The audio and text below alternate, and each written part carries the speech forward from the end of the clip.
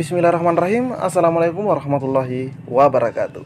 Di video kali ini admin kembali berbagi kabar update di hari ini 23 Mei buat rekan-rekan semua yang lagi menonton video ini. Terkhusus buat para subscriber channel tutorial dan informasi ini. Di video kali ini admin akan bagikan bocoran mengenai isi Permenpan RB terbaru pada seleksi P3K 2022. Pastinya ini juga berlaku untuk tahap 3 rekan-rekan ya. Jadi itu dicatat. Pastinya juga berlaku untuk tahap 3. Karena kita tahu bahwa tahap 3 itu digabungkan dengan seleksi P3K 2022. Nah, yang paling menarik di sini di mana masa kerja yang diperhitungkan juga adalah masa kerja 3 tahun. Jadi buat rekan-rekan yang sudah memiliki pengabdian berdasarkan TMT-nya di Dapodik maupun di Simpatika yang masa kerjanya 3 tahun, insya Allah itu diperhitungkan juga dalam artian mendapatkan afirmasi. Oke, buat rekan-rekan semua yang lagi menonton, silahkan disimak videonya dengan baik, jangan di skip, agar rekan-rekan itu tidak salah dalam memahami informasi yang admin bagikan ini. Terkhusus buat rekan-rekan yang baru saja menemukan channel ini, silahkan tekan tombol subscribe. Jangan lupa aktifkan lonceng notifikasinya, agar rekan-rekan tidak ketinggalan dengan info-info terupdate setiap harinya dari channel ini. Jika sudah, admin ucapkan terima kasih dan kita lanjut ke info intinya.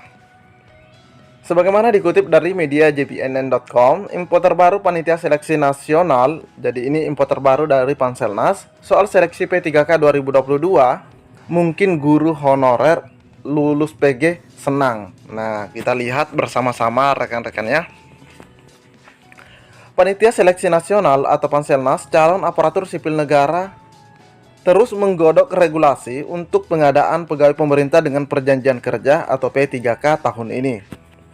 Regulasi tersebut berupa Peraturan Menteri Pendayagunaan Aparatur Negara dan Reformasi Birokrasi atau Permenpan RB tentang, nah di sini tentang pengadaan P3K 2022.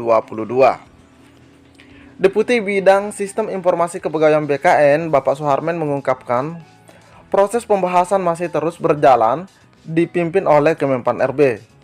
Jadi masih terus berjalan rekan-rekan ya. Namun terkait substansi, nah di sini rekan-rekan ya, terkait substansi, Panitia Seleksi Nasional berupaya semaksimal mungkin memenuhi kesepakatan bersama Komisi 10 yang mana pernah dilakukan RDP beberapa waktu yang lalu. Prinsipnya, Panselnas tetap berpijak pada hasil kesepakatan dalam rapat Panja Formasi P3K 2020 Komisi 10 DPR untuk guru dan tenaga kependidikan. Nah, di mana di sini dikatakan bahwa prinsipnya Panselnas tetap berpijak pada hasil kesepakatan dalam RDP ya, atau rapat panja P3K 2022. Dia menegaskan yang sudah dibahas dan disepakati di Komisi 10 menjadi salah satu landasan dalam penyusunan Permenpan RB P3K 2022. Nah, di mana di sini kita bisa lihat bocorannya rekan-rekan ya, atau isinya.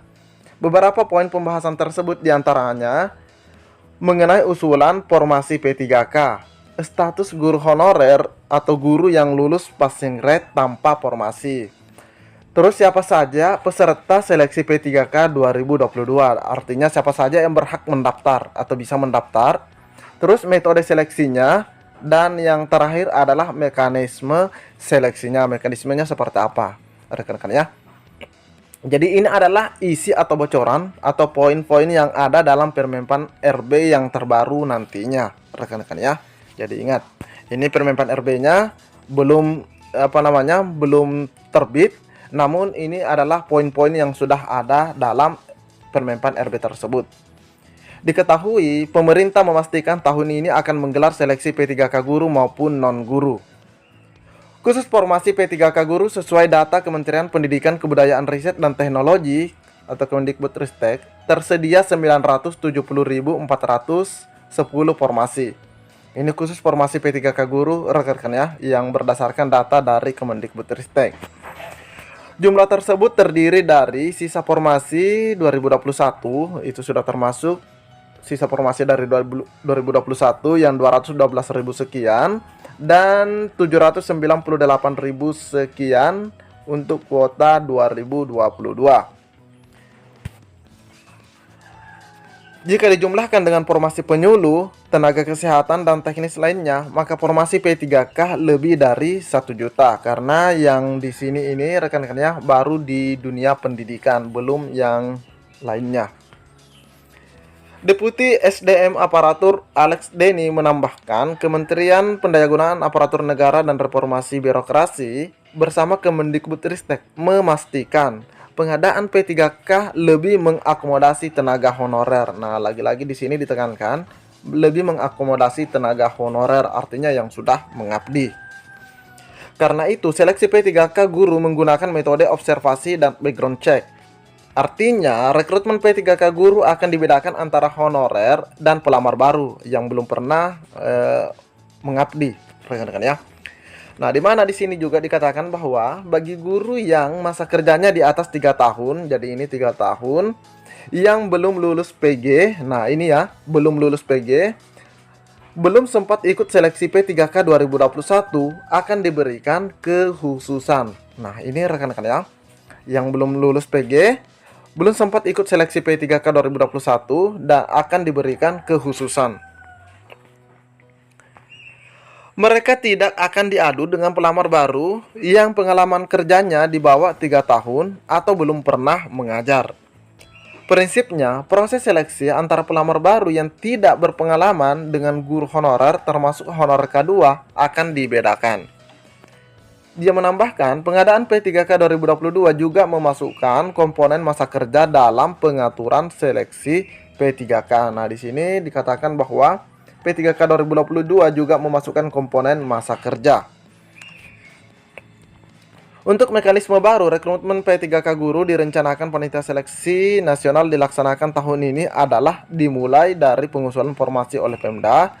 Usulan ini harus berdasar data rekomendasi Kemendikbudristek. Selain itu, kata Alex Denny, harus memprioritaskan guru yang lulus PG. Nah, di sini ada kata harus, rekan-rekan ya. Kita lihat di sini ada kata harus memprioritaskan guru yang lulus PG, tetapi tidak mendapatkan formasi P3K 2021. Kemudian, lanjutnya, dari usulan Pemda itu, Kemenpan RB akan menetapkan kebutuhan formasi. Di sini Kemenpan RB akan menetapkan berapapun usulan Pemda sepanjang anggarannya disetujui Kementerian Keuangan. Jika Pemda hanya mengusulkan 10 misalnya, tetapi Kemendikbudristek butuh 100, maka Kemenpan RB akan menetapkan formasi 100. Karena anggarannya sudah disiapkan. Itu alasannya, rekan-rekan ya. Setelah proses penetapan formasi selesai, masuk ke tahap seleksi. Dalam proses ini, kata Alex Denny, akan dibedakan antara guru honorer yang sudah mengabdi lama dan pelamar baru dengan pelamar baru.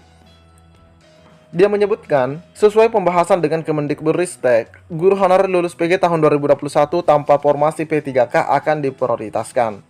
Ini sesuai pembahasannya, rekan-rekan ya. Mereka tidak perlu seleksi lagi, tetapi hanya menjalani proses verifikasi. Denny mencontohkan seorang guru honorer K2, jadi ini dicontohkan rekan-rekan ya.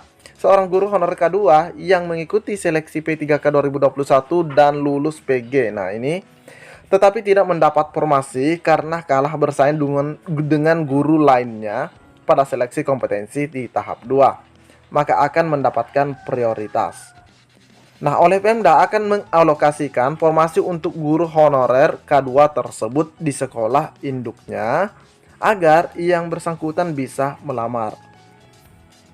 Hal lainnya, tambah Alex Denny, para guru honorer yang sudah punya pengalaman kerja di atas 3 tahun sebisa mungkin tidak ditempatkan di luar wilayah mereka mengabdi. Nah, sebisa mungkin tidak ditempatkan di luar wilayah mereka mengabdi.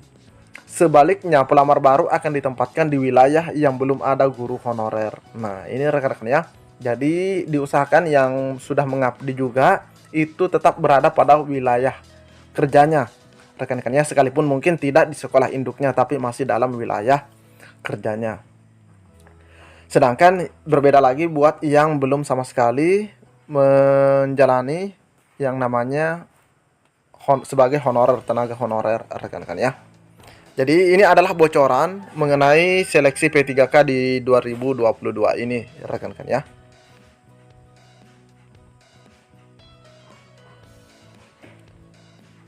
Mungkin cukup sampai di sini informasi yang dapat admin bagikan. Lebih dan kurangnya mohon dimaafkan. Assalamualaikum warahmatullahi wabarakatuh.